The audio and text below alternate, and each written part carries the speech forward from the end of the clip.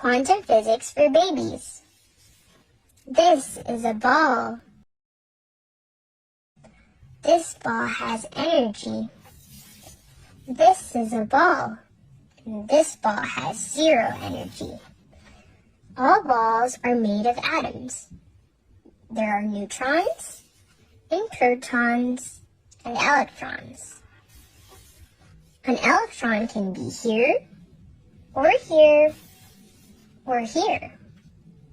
But an electron cannot be here, or here. All electrons have energy. This electron has the most energy. This electron has the least energy. There are no electrons with zero energy. This energy is quantas. An electron can take energy to jump up, and it must give energy to fall down. This amount of energy is a quantum.